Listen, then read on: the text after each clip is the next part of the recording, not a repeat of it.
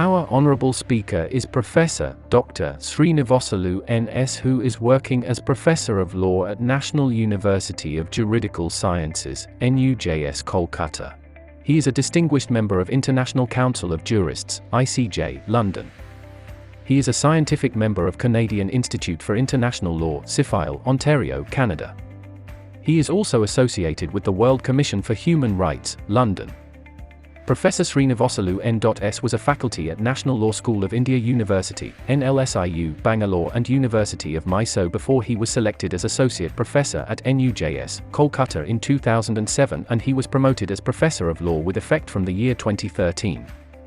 He has been a recognized author and has got to his credit 107 research publications, including 7 books published by peer-reviewed and reputed international publishers, 3 monograms, 9 edited volumes, 15 book chapters and 73 research papers, articles published in more than 35 varieties of journals and international publishers such as Oxford, London, UK, Penguin, Indiana, USA, Springer, UK, Butterworth's LexisNexis, New Delhi, Yildirim, Ankara, Turkey, Omicus, California, USA, and Manapotra, New Delhi. We welcome you, sir. Please enlighten us with your knowledge. Over to you, sir. Yeah, sorry for that interruption.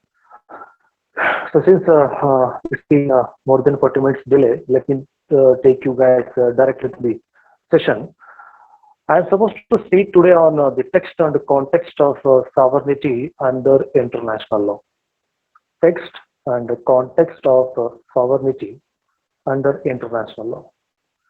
I have chosen this topic for today's debate because in the contemporary scenario, in the current war, the gamut of international law has been undergoing major change. At the same time, the basic fabric of international law, that is the concept of sovereignty, is also undergoing sea change. The classical understanding of sovereignty, whatever we used to have, and using the term we used to have, is no more there because it is not holding any water in the current or contemporary scenario. The classical theories with respect to the concept of sovereignty, as we have understood under the general or public international law as such, is not having the kind of classical substantive relevance that it used to have earlier. As the students of public international law or general international law, we have been debating, analyzing the text and context of international law from different perspectives. That is from human rights perspective, labor relations perspective, environmental laws perspective, trade laws perspective, intellectual property law perspective, and in the contemporary scenario, digital world, regulation of digital world or information technology, cyber laws perspective. So we have seen this in the past 70 to 80 years, how exactly the gamut or fabric of international law has taken different dynamic shifts and dimensions with respect to the onslaught of these various euporias with respect to the making of different laws as such. In the years of 1950s and 60s, human rights euphoria or the movements with respect to human rights laws have structured or restructured the fabric of international law. Later on in 1970s and 80s, labor movements, international labor organization related movements, which actually steed making of a number of labor oriented or industrial related laws, which have also restructured or overhauled the basic fabric of international law. In 1980s, environmental related movements restructured the fabric of international law. In 1990s, trade laws, World Trade Organizations emerges, which has steed number of trade related laws, including intellectual property laws, have restructured the international law's basic fabric. In the current or contemporary scenario, the digital world, the cyberspace, or the information technology regulation and governance aspect is perhaps overhauling or fine-tuning, restructuring the basic fabric of international law. Whenever we talk about international law, so basic fabric, it's overhauling, restructuring, right? We basically talk about the concept of sovereignty. Because without touching the concept of sovereignty, international law has got nothing to do, or international law's implementation, execution cannot take place without touching the canopy of the concept of sovereignty, because it is the basic pillar of international law as we understand. Because international law is law of the nations, and every nation will have to voluntarily, on its own, show adherence or compliance to international law. There is no force on any nation to obey international law, because there are no sanctions as such seriously, right? If you do not obey any legislation that your state has promulgated, your action will be subjected to the jurisdiction of those local courts. Similarly, if you are not showing adherence to national law, again your action is subjected to the law courts of the nation. But if you are not adhering or showing compliance to international law, right? Do you think that there going to be any problem as such? Maybe your international diplomacy, international relations may get subjected to some changes. Other way around, there is no mandate as such. There is no serious requirement that you should show adherence to international law. I'll give an example. With regard to environmental law, climate change and all, USA has been showing great negligence, right? They are never pro to environmental or public law related international conventions, right? Even Trump openly declared that they don't want to join climate change kind of environment related international laws. Similarly, China has been, till recently, China was not part of WTO, and they were not having intellectual property laws or trade laws as such, right? So only off late they started showing adherence to international trade law or international intellectual property law as such. Even today, there are a number of nations which are not party to this international law. It could be any piece of international law, trade law, environmental law, intellectual property, human rights, so on and so forth. Right? Number of nations are there which are not showing any complaints or adherence to international human rights law as also. So what I'm trying to say is there is no serious kind of obligation or mandate for any nation to follow international law. That's why you must have heard and studied that international law is a toothless tiger, right? International law is a toothless tiger. Tiger जिंदा है लेकिन उसके दांत नहीं है, right? That kind of a concept is there prevalent in the context of implementation and execution of international law. Most of the nations follow international law basically for the purpose of having good international relations with the neighboring states, or for the purpose of having market for their production, or for the purpose of having availability of international goods or access to technology and things like that. It's not a mandatory. And there are certain small nations which show adherence to international law for the purpose of their national security. They think that by showing adherence to international law in case of any disturbance to their national boundaries, peace and law and order, peace and tranquility, they can request United Nations to deploy some troops, or they can request some major big nations like USA, Russia, and all to help them out in settling their territorial or border disputes, or in case of any exigency and emergency. So on need, right? States show adherence to international law. Everybody is having their own need. USA is having need for market. They are having good amount of production. They want market. That's the reason why they are showing adherence to international trade law or international intellectual property law, right? India wants, because India is a very huge populous nation, we want number of goods, we want number of imports. So we show adherence to intellectual property rights law or trade law as such. So what I'm trying to say, all along all these examples issues, is that the concept of sovereignty, the classical principle of sovereignty, where it is in the contemporary scenario. If you go by the classical understanding of this concept of sovereignty, as we have understood by the classical public or general international law, you mean sovereignty by the fact and status that you are independent, You are self-regulated. You are governing yourself on your own. You have control over your own territory. You are prescribing code of conduct for the citizens of your country or the people around you, right? You are prescribing code of conduct for regulating your people. You have control over your territories, right? That includes some amount of sea and as well as the sky also, territorial waters or territorial levels of air as well, which is again debatable, right? And you are self-regulated in the sense either you are a democratic country, republic country, or minimum you are having not only control over your governance, but as well you are making your own laws. That is what you mean by sovereignty, or these are the facets of sovereignty as such. You are independent, you are self-regulated, you have control over your territories, and as well you are prescribing code of conduct with respect to your citizens, right? Citizens cannot be controlled, right? That's not a right word, not an appropriate word in the context of international human rights law as well, because human beings or citizens are not subjects, right? Ensuring their welfare is the basic object or objectivity of any law for that matter. So, prescribing code of conduct for the regulation and governance of your people or your citizens.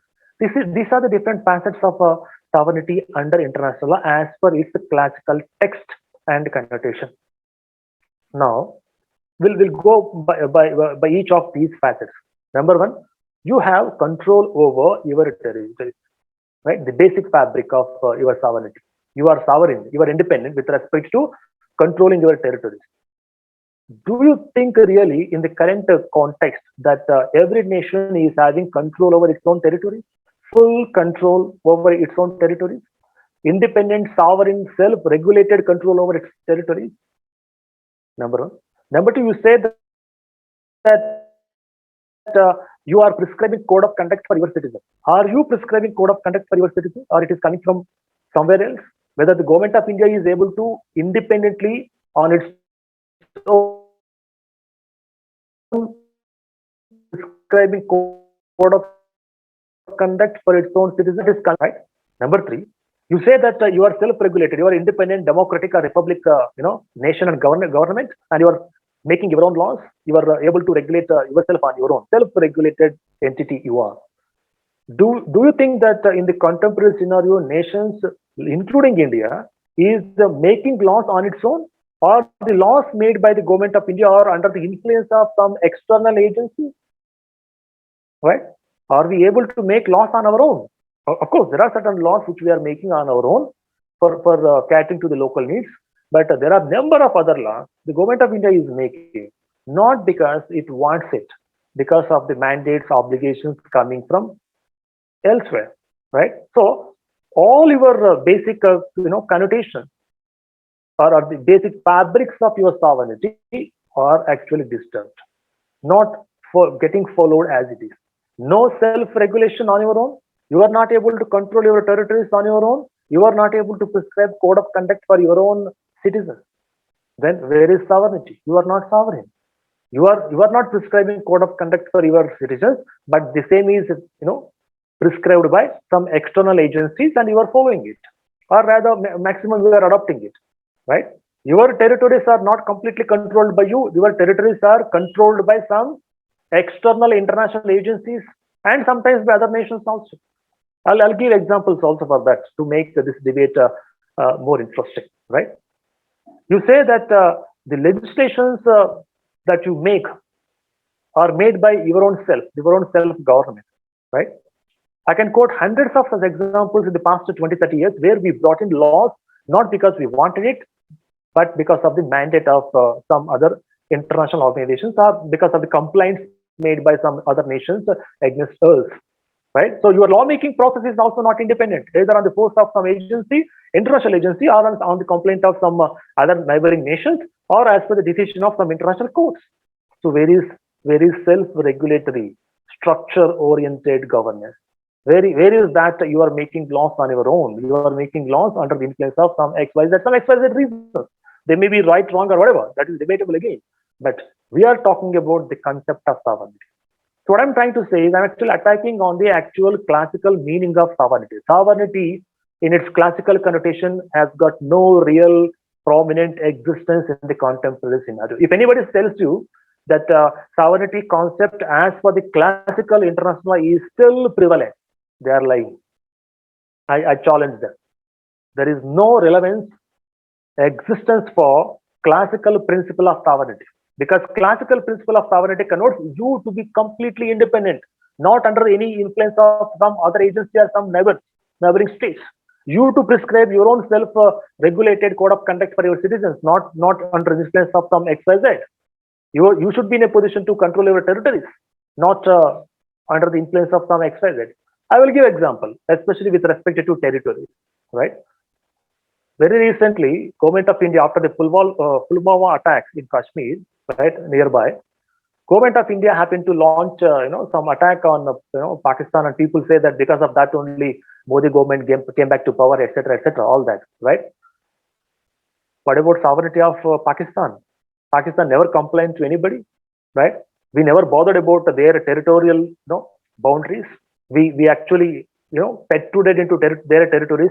We went inside and we bombed their military, habitats. We killed some 300 to 500 people who are so-called militants over there, including their, people, military people and all. We came back. Where is the concept of sovereignty of that country, Pakistan, when we are able to do that? Why is that Pakistan did not complain to United Nations or Security Council? Why at least it should have given a complaint to the big boss of the world, United States of America, USA. It didn't do. Why? Pakistan doesn't have any territorial control. Pakistan doesn't have any sovereignty. Pakistan cannot make its own laws, right? Not even a single statement that Pakistan government gave aftermath of that. They only said that in Pulwama attack, we don't have any role. Apart from that, they did not say anything on that. Does that mean that they have no control over their territorial boundaries? Does it mean that they don't have any problem if some external military people or attack takes place in their territory without their consent or without taking them into confidence? I will give another example. During Barack Obama's second tenure, his administration happened to kill Al Qaeda's president, chief rather, Osama bin Laden. Where he was killed? In Pakistan. Pakistan itself was not knowing that bin Laden was killed by USA troops by conducting that miraculous operation in midnight, right? Forget about the fact why Pakistan gave shelter to bin Laden as per what type of international law, etc.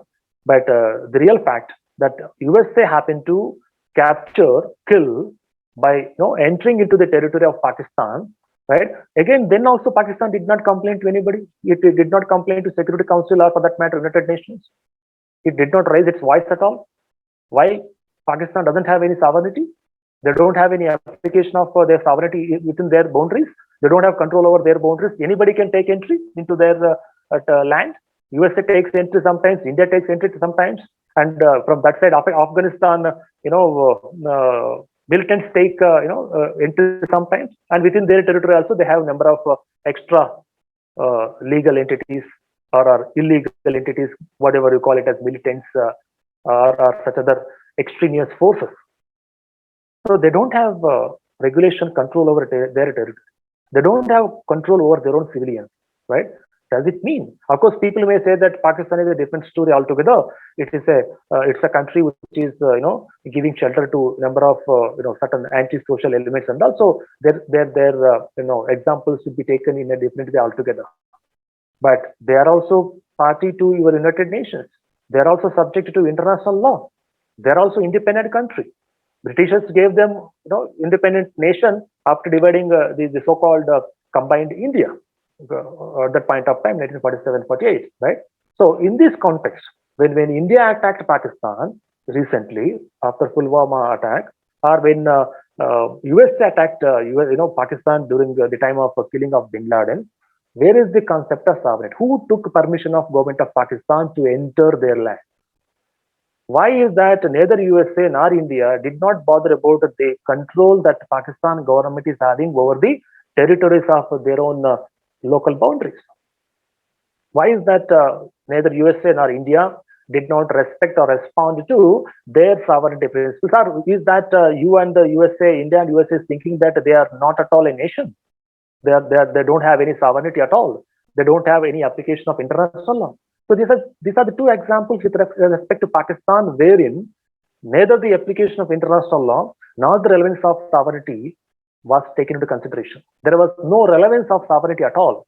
Why? Because those two attacks made by India and USA were made in the context of international peace and security. So in the context of international peace and security, have you given away the sovereignty? Have you started not showing adherence to the control that a particular nation exercises over their territorial boundaries? Or you think that international peace and security could be an exception or an example where you can prescribe exceptions to the principle of sovereignty? If that is the case, it ought to get delivered, dictated, or suggested by the United Nations. So without the interference of United Nations, you have taken the call. Of course, for the sake of international peace and security, some forces can enter into some sovereign territories. Of course, by taking United Nations into confidence, or for that matter, on the order of United Nations. But in the two examples, whatever I just mentioned, neither USA nor India happened to approach United Nations, or United Nations never suggested India and USA to take that action for ensuring international peace and security. But we took a decision on our own, right? That does it mean that if you are having any threat to peace and security in your vicinity, not international security of United Nations, say independent local nations security and peace, would that be a subject to prescribe exceptions for sovereignty and international law?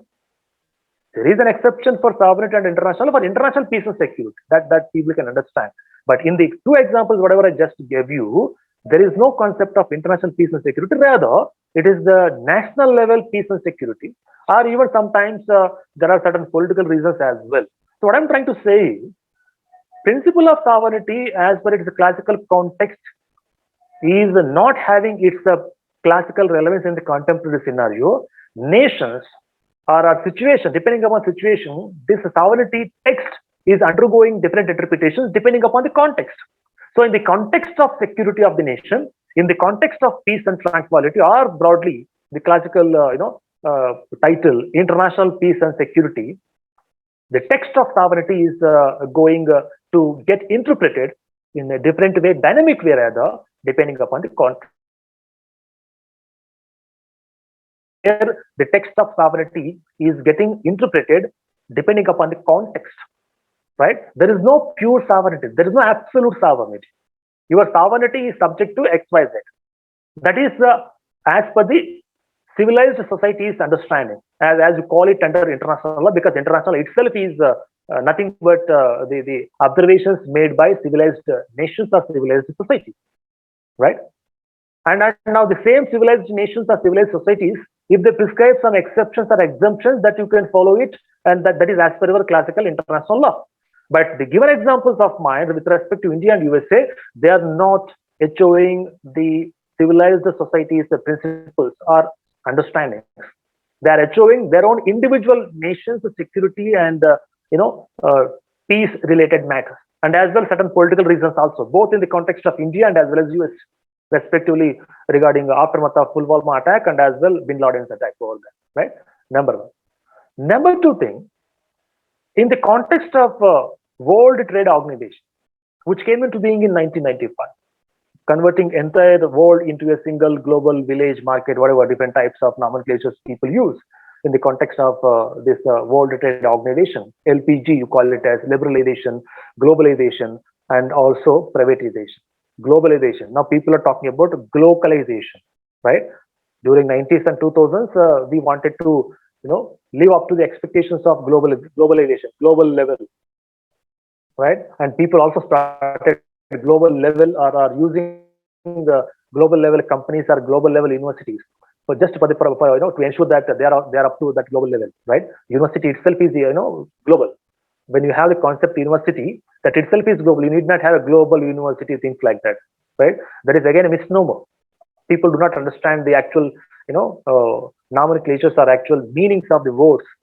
As per your general English knowledge, university, universal itself is having infinite meaning, definition, and scope, and then the global thing is a misnomer. But in the context of globalization, as far as lawmaking is concerned, right? Again, most of the trade related laws, including your intellectual property, aftermath of 1995, right? People say that as per the reports now, there are more than 175 nations which have agreed to or shown adherence to or shown compliance to World Trade Organization, right? That new euphoria of LPG, liberalization, globalization, and privatization, by virtue of which most of the nations, at least all these 175 nations, happen to revisit, review, restructure, or overhaul their trade laws and as well intellectual property laws. In the context of classical understanding of the text of sovereignty, you say that you are a self-regulated country, you are a self-regulated entity. And when you say that self-regulated, you are making laws on your own. And all those laws are self-oriented or your own, formulated by virtue of your own parliament's thought process. But in the context of trade laws or intellectual property laws, aftermath of this LPG, globalization of 1985, all these 175 nations were actually mandated to, forced to, asked to bring about new laws with respect to trade, or if you have any other already existing some trade laws, overhaul them. Not because you want it, not because you like it, but because of the fact that you have accepted to some international treaty and agreement called GATT, right? Which happened to formulate your WTO. So in the context of trade law, including your intellectual property law, this self-regulatory structure of governance has got no relevance. Again, there, you making laws, you being a sovereign country, trying to make laws which are self-prescribed, self-oriented, or are locally made, which are catering to the local needs or whatever you call it as, are actually not being made. The laws are made because of the force by some external agency or called WTO, which is an international organization.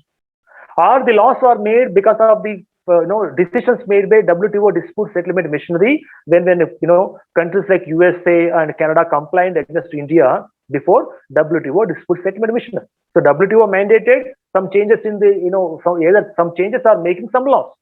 That itself is against the principle of sovereignty, because sovereignty talks about you to be self-dependent, you to be self-regulated, self-prescription with respect to making of laws. So here, the coming into being of your WTO itself is challenging that, because you are mandated to bring about some laws with respect to trade aspect. Not only that, USA and Canada and the other like countries complained against India to WTO dispute settlement machinery, saying that having agreed to WTO, India has not modified its laws, especially intellectual property. So in 1999, WTO dispute settlement machinery gave a direction to government of India to immediately change laws. Where is the self-regulation? Where is the sovereignty? How come somebody from outside your borders can dictate terms to you, asking you to change your laws, asking you to bring about new laws, right? Because of that, we happen to bring about 10 legislations between 1999 to 2005. You guys must be having an idea about it. Not only IPR legislations, but even certain biodiversity legislations also we amended between 1999 to 2005. All these legislations or legislative overhauling we have done because of the direction given by WTO dispute settlement machinery. Otherwise, USA threatened that they will impose sanctions on India. So how come some other nation is threatening you to make some law? How come some other external international organization is asking you to bring changes in your law? Where is the concept of sovereignty? So what I'm trying to say is, in the context of globalization, in the context of trade law or intellectual property law, which we happen to see, whose onslaught we happen to see in the past 25 years, again, your text and context of sovereignty under international law is again subjected to greater interpretation. No classical textual meaning of sovereignty as such in the context of international trade or World Trade Organization, or in the context of globalization. So in the case of globalization, in the background of globalization, sovereignty principle is not there at all. If you contemplate sovereignty, you would not have brought those many changes that you could see in the sectors of trade and intellectual property law. If there would have been a serious meaning to the classical connotations of sovereignty, WTO or dispute settlement mission would not have directed you to do that. And the other nations also like USA, Canada would not have gone about to launch a complaint against you if they had respect towards sovereignty. That sovereignty, text has gone sea change depending upon, especially in the context of globalization.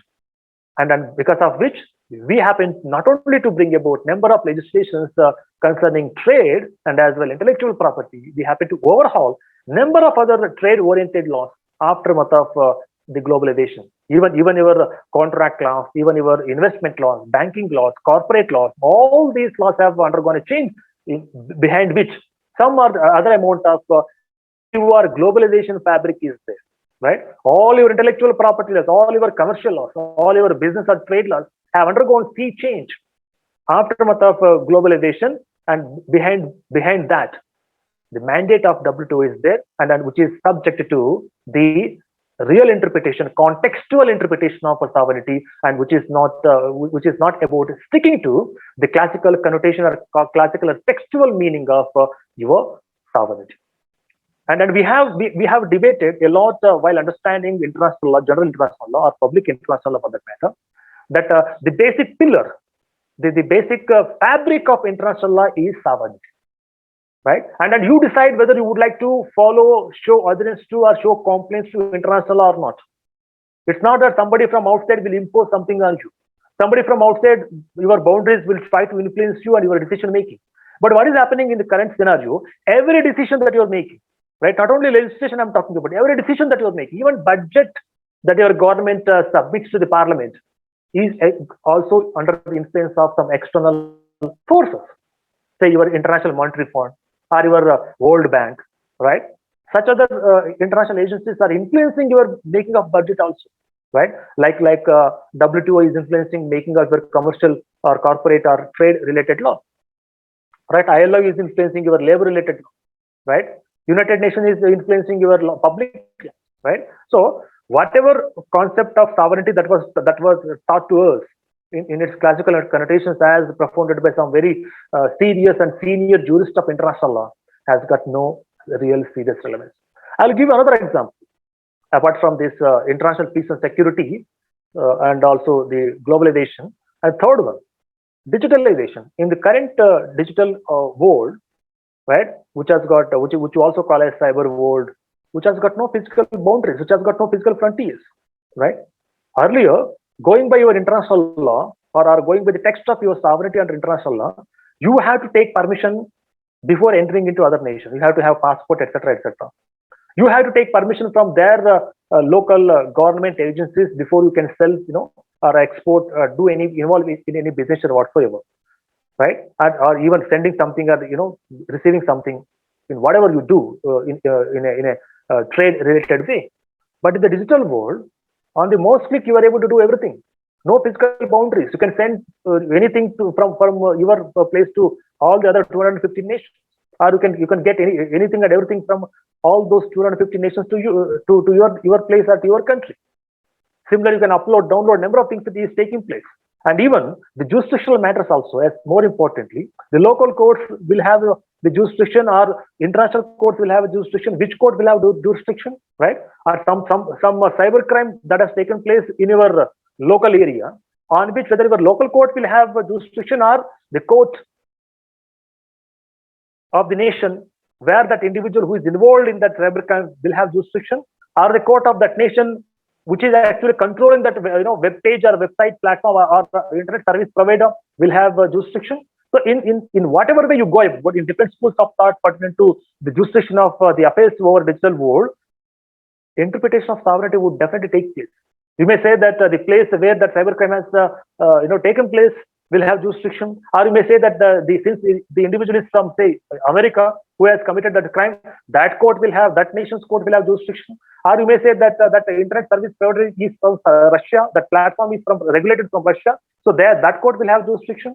Or you may say that the damage has been suffered by Sri Lanka, That's the reason Sri Lankan court will have jurisdiction, right? So in whatever way you go about, in whatever school of thought that you embark on, which is still debatable thing as far as the jurisdictional issues concerning information technology is concerned, especially cyber crimes are concerned, we are going about ad hoc arrangements only as of now, right? The real meaning of international law, or the real meaning of the text and context of sovereignty would come into picture. If you say that not the Indian courts will have jurisdiction, but some other courts will have jurisdiction, or some other nations' courts will have jurisdiction, that means you are subjecting something which has happened in your country to the jurisdiction of some other nation, or the people who are living in this country will be tried by some other nation's courts.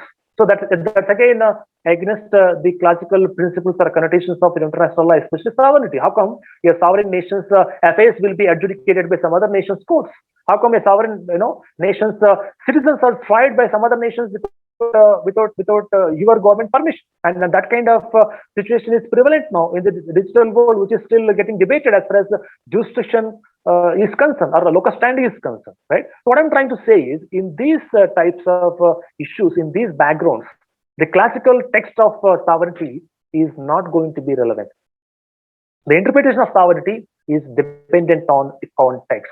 Earlier, the sovereignty used to be completely based upon its original, literal, and real meaning, right? You guys must have studied interpretation of statutes. There you talk about all these things, right? Real interpretation, original interpretation, literal interpretation, textual interpretation, beneficial interpretation, right? Logical interpretation, liberal interpretation, reading up, reading down, and all, depending upon the purposive interpretation or purposive construction of legislation, whatever you talk about, right? Similar kind of thing can happen in the case of international law also. Realistic interpretation of international law, or literal interpretation, logical interpretation, purposive interpretation, or contextual interpretation of international law, in particular the concept of sovereignty. So now we are not going about a literal interpretation of sovereignty or real interpretation of sovereignty. We are going about contextual interpretation of sovereignty. You are interpreting sovereignty in the context of international peace and security, right? Or a particular nation's peace and security, as I gave two examples of Bin Laden's killing by USA, or India's attack on Pakistan, aftermath of Pulwama attack. Or in the contextual interpretation of sovereignty, as the example I gave in the context of WTO, globalization. Of course, people nowadays are talking about globalization, because now that upsurge euphoria is no more, and people are slowly coming down, and even people are talking about WTO plus regime or TRIPS plus regime. People are now slowly getting tired of this WTO globalization and all, and now the time is slowly coming up where the local stuff is getting internationalization. That's the reason you are using the term globalization, right? The real globalization means you have to bring your laws to the tune of global level laws or international law, right? You have to bring your laws in adherence to, or in compliance to, or to the tune or standard of international law or global level law. Now the reverse is happening. International law is actually made as per the local laws, right? I will give an example. As far as farmers' rights are concerned, right? As far as food and health regulation is concerned, Indian local laws are having international visibility now, right? If you look at the Plant Variety and Farmers' Rights Act of India, where we are talking about farmers' rights. So as far as farmers' rights law is concerned, Indian law is now a role model. So other nations like Singapore, Malaysia, Brazil, and all, they are actually following Indian law. And there is also demand now that international trade law, intellectual property laws, especially TRIPS agreement, will have to amend it to get it fine-tuned to the thinking of India as far as handling of traditional knowledge, handling of farmers' rights, handling of biological resources is concerned, right? So in these three aspects, Indian local law is having the demand at international global level. Similarly, there are other jurisdictions, for example, environmental law. European Union's regional law is having international charm now, right? Of course, in case of trade law, it would always be USA, and in fact, you can say that the coming into being of WTO itself is nothing but the local law of USA. Whatever they wanted, they had implemented at the local level. They wanted entire world to do the same, and they happened to bring about this WTO TRIPS and all. And people may not completely agree, but it's true. Whatever was already prevalent in the USA and the like capital countries, and the world happened to perceive it across the globe through the WTO agreements or through globalization. So again, that also US local law, US regional law, which cemented the level and status of international law or global level law through globalization through WTO. And now similarly, European Union and Indian subcontinent is trying their hand with respect to ensuring that their local laws with respect to regulating traditional knowledge, biological diversity, and farmers' rights, or for that matter, broader public law or environmental law, are having the relevance, contextual relevance at a global level. So now these local laws are going to become global laws sooner or later because WTO is slowly having its day out. And even the TRIPS agreement also is, as far as intellectual property rights law is concerned, it is also having its days getting numbered. Either you have to rehaul it or you have to bring about this euphoria of globalization, bringing about local laws to the tune of international standards, or giving local laws the status and level of international law. Of course, I'm not saying that the local law will become completely universally acceptable law, right? But in certain contexts, certain local laws will have certain international existence and relevance, right? So local laws having global level, localization. Earlier, global level laws getting implemented at local level. That happened through your WTO or globalization. Now the reverse trend has started. Local laws are going to have international or global level recognition, which you call as globalization, right? That was an example too, where you happen to ensure or where you happen to see or contemplate contextual interpretation of sovereignty with respect to globalization or localization, right? It's in case of localization, it's a reverse sovereignty, right? One sovereign nation's enacted laws are going to have impact across the globe. So one sovereignty is equal to 215 nations sovereignty or their own local law, because your laws which you have enacted, you being the sovereign country, is actually having or influencing other nations which are also sovereign. So your sovereignty is having more demand, or your sovereign nations expressions in terms of making laws are having international relevance. So international law is actually made by, in the contemporary scenario, international law is actually made by the expression of local expression of laws of a particular sovereign country. So reverse trend has started. So earlier we debated about losing of sovereignty or what you call very moderate interpretation of sovereignty or contextual interpretation of sovereignty, not in strict sense, with respect to implementation of your WTO or implementation of United Nations dictated laws and all. But now in the current scenario, one sovereign nation's expressions with respect to, say, environmental law, with respect to human rights law or traditional knowledge, biodiversity, or for that matter, farmers' rights, in the Indian context, is going to influence remaining all other sovereign nations' lawmaking process. So one sovereign nation influencing number of other sovereign nations' laws. Localization. Globalization, one sovereign nation is influencing all the other sovereign nations to implement law, not to follow, to implement law by mandate.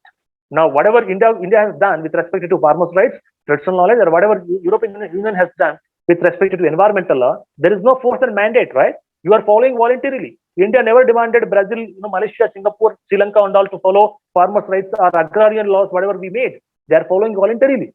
So they are retaining their sovereignty. There is no threat to their sovereignty if they follow this globalization law. But when you talk about globalization laws, it was a mandate. It was an obligation on you. That's the reason why you happen to overhaul all the legislations. That's the reason why USA, Canada complained against you to the WTO Dispute Settlement Missionary, and that's the reason why WTO Dispute Settlement Missionary gave a direction to you to bring about changes in your laws, right? So there is a mandate. There you are sacrificing, you are compromising with your sovereignty. But in case of globalization, right, there is no exception to sovereignty. There is no compromise with your sovereignty. You are following it voluntarily. So you are on your own. It is your choice. That means without compromising with your sovereignty, you are taking a decision voluntarily as a sovereign nation. So there is no threat to the classical principle of sovereignty under globalization. But under globalization, there is a serious threat to the concept of sovereignty because it's a mandate, it's an obligation, it's not a choice, not even a franchise. Right? So, and in that context again, the text of sovereignty has been interpreted depending upon the context, but not in its real or literal sense. Then the third one, in the digital context, as I explained with the example, the lawmaking process with respect either at international level or at national level, with respect to regulation of affairs that take place in the online world or cyberspace, in the given scenario where there is no possibility or flexibility with respect to one nation having jurisdiction over the affairs of the cyber world, all the nations or the people, netizens, citizens or netizens, whatever you call it as in cyber context, right? Their actions are subject to not just one nation's court, nor one nation's jurisdiction. You never know to which nation's jurisdiction you are falling into depending upon the context of the cyber related affairs that you are actually getting into or involved into, right? So, irrespective of the fact to which nation you belong to, from which nation you are operating, right? In which nation you are actually working, the affairs of your cyber world will dictate and decide which nation's court will have jurisdiction over the affairs, cyber world affairs in which you are directly or indirectly involved in, as a netizen, as an internet service provider, as a viewer, or as a person who is actually using and downloading some content which is available on the cyber world. So in this scenario also, the text of sovereignty is getting compromised. In the context of digital world, regulation of digital world, jurisdiction of digital world, right? In the process of control of cyber world, especially cyber crimes, prosecution of cyber crimes, it is not just one nation jurisdiction, and which nation court will have jurisdiction is also a debatable issue depending upon the context of that cyber affair. It will be decided ad hocly that a particular nation's court or a particular nation's jurisdiction will have prevalence over the other. In whatever way it happens, in whatever school of thought you actually prescribe to, in the cases of jurisdiction over cyber affairs, it will again be interpretation of sovereignty, or rather compromise of the classical principle of sovereignty, because in the digital world context, there are no national territories which you can control. You cannot prescribe code of conduct for your netizens, because your netizens are actually involved with other netizens in having their presence felt or doing some work in the online world, right? You cannot prescribe your own laws with respect to regulating cyberspace, because like you, all the other 250 nations are having their own viewpoint, visibility, and control, or if not control, possession, right, on the cyber world. So single nation cannot have any jurisdiction, control, or regulation over the cyber world, because this cyberspace is having visibility, possession by all the 215 nations. So again, the concept of sovereignty fails. There are the literal interpretation of sovereignty, realistic interpretation of sovereignty under international law cannot be applied in the context of regulation of digital world again. So 3 examples I gave: international peace and security, globalization, and digitalization. In these 3 contexts, the text of sovereignty cannot be applied as it is. The text of sovereignty, its interpretation, execution, meaning, definition, and scope depends upon the contextual analogy, contextual interpretation. In the context of international peace and security, in the context of globalization, of course, localization as well, and also in the context of digital world's regulation or regulation of cyber world, the text of sovereignty cannot be applied as it is, and it has to be applied, interpreted as per the contextual understanding, need, and analogy. Right? This is what I wanted to say with respect to the text and the context of sovereignty under international law, which is not just going major change, but it is subject to interpretations and debates, right, in the contemporary scenario, and more to come in the future. There will be furthermore such kind of instances where the classical principle of sovereignty will have to be interpreted, will have to be analyzed, not as per its real meaning, not as per its textual meaning, but as per its contextual meaning. Like I mentioned, in the context of international peace and security, in the context of globalization, in the context of digitalization, you cannot go about the classical textual meaning of sovereignty. Rather, you have to depend upon its contextual meaning and analogy. Thank you.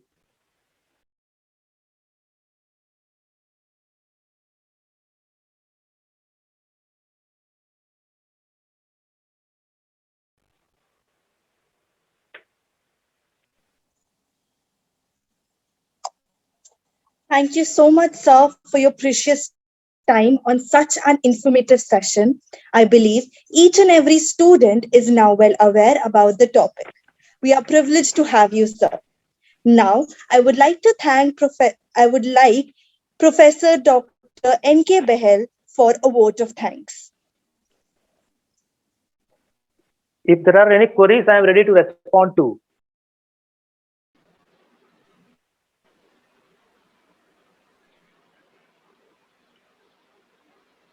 Yes, dear students, if you have any queries, Dr. Srinivasulu will be pleased to answer your queries before I present a vote of thanks for all of you. So your questions, your queries are invited.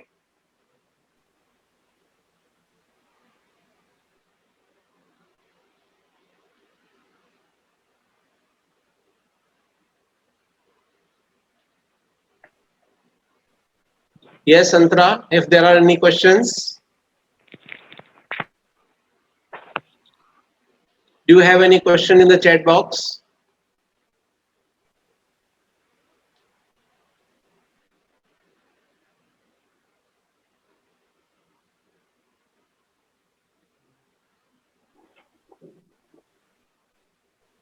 Yes, Antra, do you have any questions in the chat box?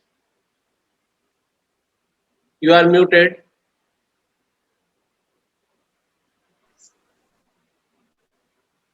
Please unmute yourself first.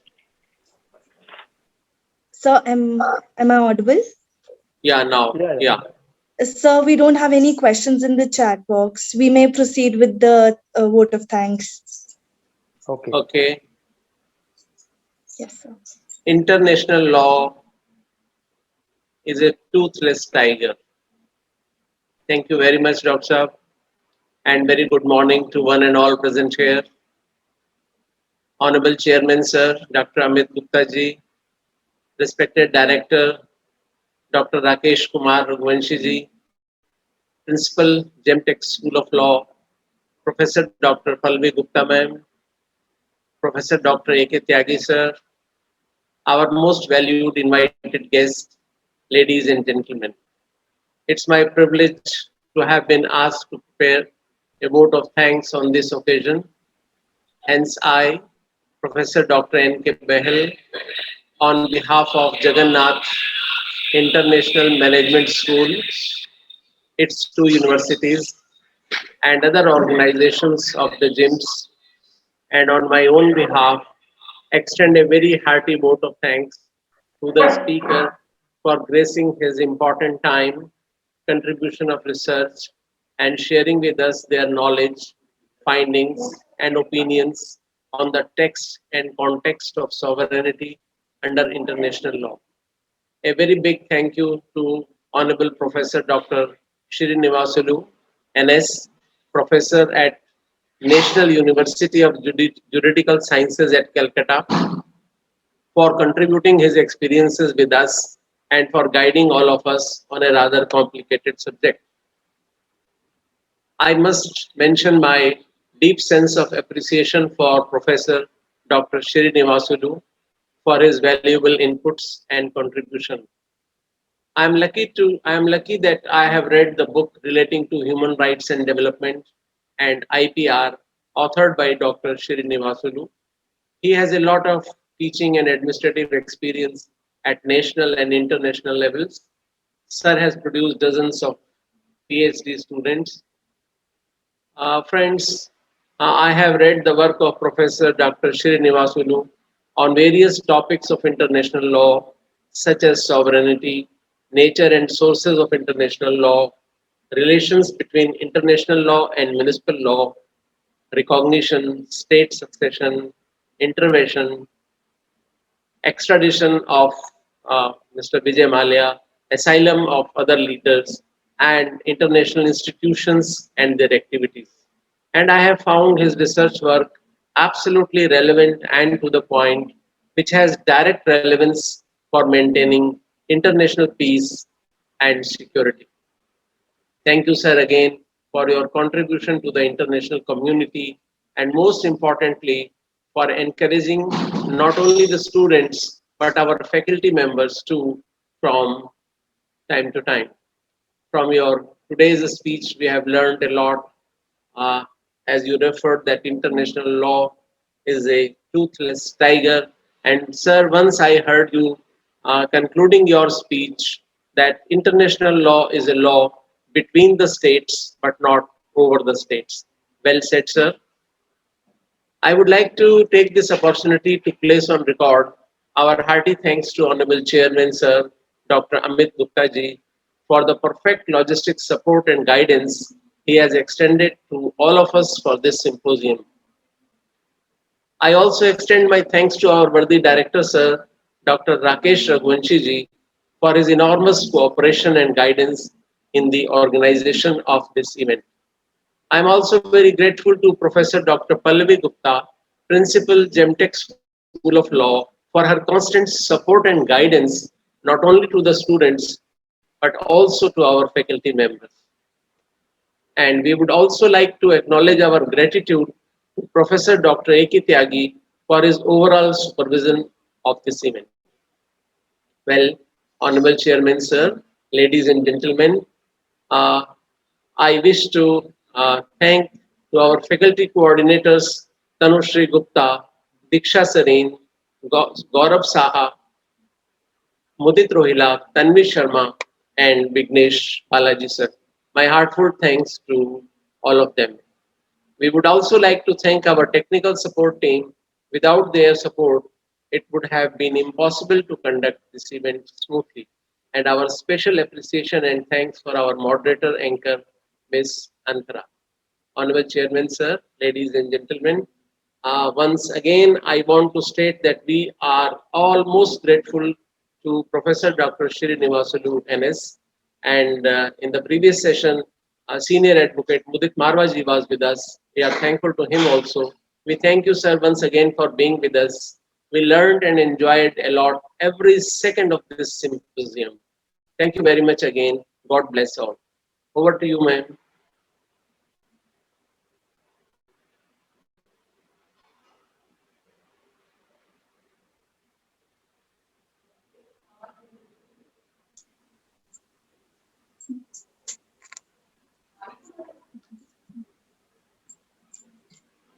Thank you so much, sir. Now, I would like to end this session by thanking our respected HOD ma'am, international law faculty members as follow: Tanvi ma'am, Tanushri ma'am, Diksha ma'am, Vignesh sir, Gaurav sir, Rohila sir, for presenting such a informative session, and dear students for being so patient. Now, I would request all the faculty members, including our HOD ma'am and students, to switch on their webcams for a group photo.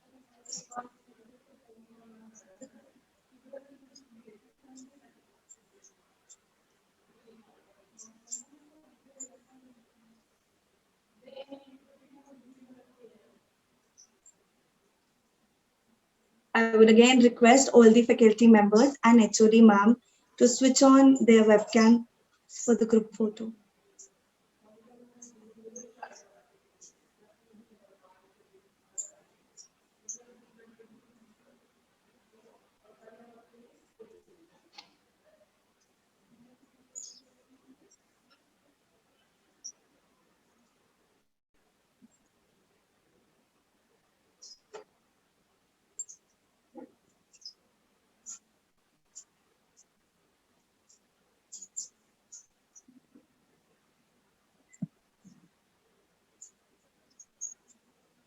Thank you so much, teachers and HOD ma'am.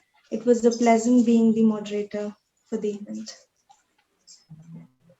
We come to an end.